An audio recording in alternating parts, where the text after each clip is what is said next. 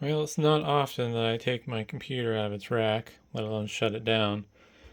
But I'm doing some upgrades and some changes, and I thought, it's about time that I actually be able to use the DVD burner in the front there. And the only reason it's not hooked up is because I only had the cables for this power supply for the EPS 12 volt, the 24 pin, and a video card. Granted, I probably have the right cables somewhere in the building because this is a standard pinout. But when it comes to modular power supplies, I always get sketched out about plugging unknown cables into them because you never know. Although Corsair is pretty good about that, I would say, compared to EVGA, which apparently has done some interesting stuff. But one of the cool things is since I've made a lot of my own cables now for servers, I have a lot of the parts and tools that I need. And I made this cute little thing. I don't know how long that is. It's a little longer than my hand. Yeah, about the same length. Anything but metric after all. I'd say it's about 6 inches.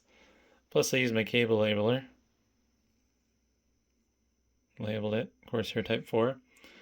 Nice unobtrusive label there. And I metered it out with a multimeter, made sure that those pins are what the internet says they should be, which is Type 4. And I plugged this in, as so. Unplugged the motherboard and everything, and I checked again with my meter. And yeah, magic moment is plugging this into my DVD drive, and I should have power for the DVD drive. And I could have made a straight cable that would go to the mini SATA power, but decided, maybe someday I'm feeling crazy and I want to put a hard drive there or something weird. And having a fully flushed out cable would be nice. So, yeah, just gotta hope for the best now. Well, got it posting, and wasn't seeing the drive at first. I'm not sure why ports 5 and 6 aren't working on my motherboard, but don't mind the mess. It shows up in BIOS now.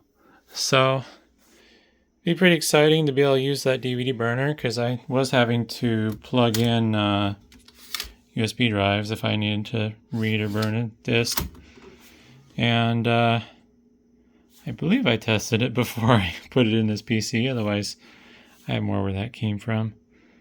But I do suspect that there's a possibility that since I have an M.2 drive installed, those two ports don't work.